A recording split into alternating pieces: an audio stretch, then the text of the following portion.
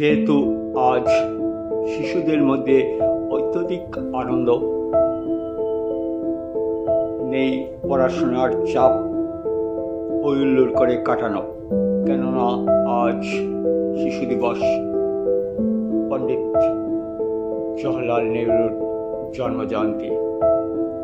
যেহেতু পণ্ডিত জওহরলাল নেহরু শিশুদের অত্যধিক ভালোবাসতেন, তাই ওনার জন্মজয়ন্তী উদযাপন উপলক্ষে শিশু দিবস পালন করা হয়। আমরা এই মুহূর্তে উপস্থিত রয়েছি করিমগঞ্জের একটি ছোট্ট এলাকায়, যেখানে আপনি দেখতে পাচ্ছেন একটি ছোট্ট শিশু মালা হাতে নিয়ে, এবং রয়েছে জওহরলাল নেহরুর প্রতিকৃতি। ওনার মাল্যদান এবং পুষ্পার্ঘ দিয়ে ওনার প্রতি বিনম্র শ্রদ্ধা জানাবে ছোট্ট শিশুটি। আপনারা দেখতে পাচ্ছেন যে শিশুটি মালা হাতে রয়েছে এবং ওনার প্রতিকৃতিতে মাল্যদান পর্ব সারছে। আপনারা দেখতে পাচ্ছেন শিশুটি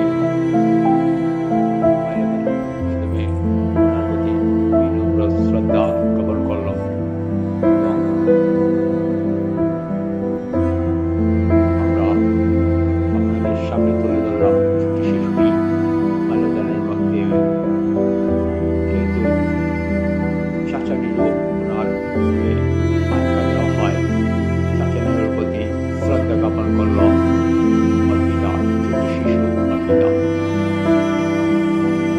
অর্পিতা কি কার্যক্রম রয়েছে?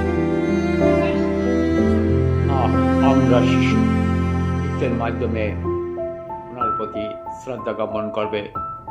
আমরা অর্পিতার নিবেদন অর্পিতা নিবেদন তুলে যাচ্ছে, আমরা দেখছি।